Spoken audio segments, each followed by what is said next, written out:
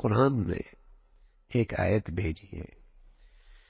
نازل فرمائی آسمانوں سے قرآن میں، تو جب وہ آیت اتری تھی اس وقت بے حیائی کے یہ تماشے جو آج ہے اس کا تصور بھی نہیں تھا،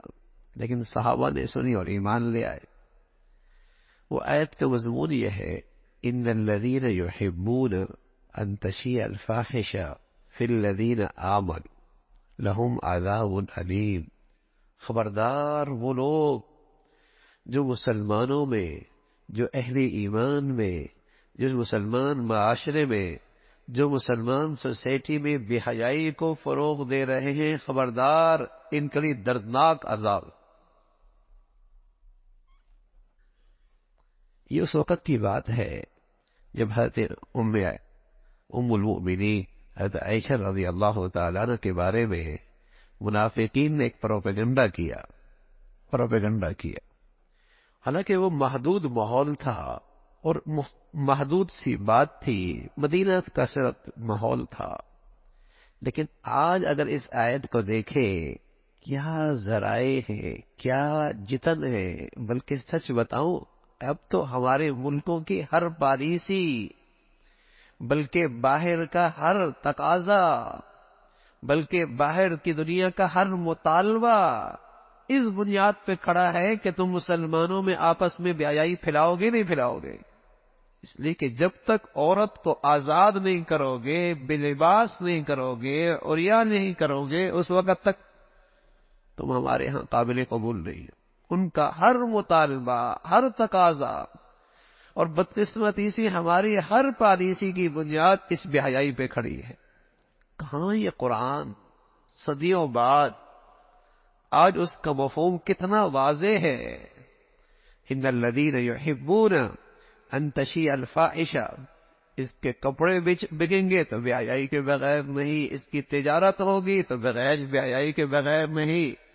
اس کا کاروبار ہوگا تو اس بے حیائی کو فروغ دیے بغیر نہیں، اس کی جسے کہیں کہ تعلیم ہوگی تو اس بے حیائی کے فروغ دیے بغیر، اس کا علاج ہوگا، اس کے جسے کہیں کہ صحت کے ادارے بنیں گے، جب تک وہ بے حیائی کے فروغ نہیں دے گا اس کا اسپتال نہیں چلتا۔ ایک صاحب نے اسپتال بنایا، بڑا اسپتال بنایا، ہمیں لے گیا، اور بڑی صفائی، زبردست صفائی، سبحان اللہ، اور ہوتا بھی ہے اس لیے کہ انہوں نے 18 سال 22 سال یہ پڑھا ہوتا ہے کہ جہاں گندگی ہوگی وہاں جراثیم ہوں گے، جہاں گندگی ہوگی وہاں جراثیم ہوں گے، لیکن دائیں بائیں نا کانوں میں آواز پڑ رہی تھی، لڑکے اب لڑکیاں لڑکے، ہنسی مذاق، جیسے آج کل کا آزاد ماحول ہے۔ اسی اسپتال میں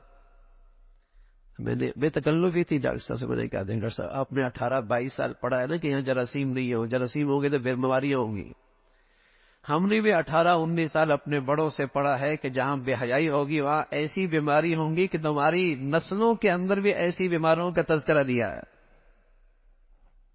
تمہاری نسلوں کے اندر بھی ایسی بیماریوں کا تذکرہ دیا ہوا۔ رسول اللہ صلی اللہ علیہ وسلم نے فرمایا جب بے حیائی ہوگی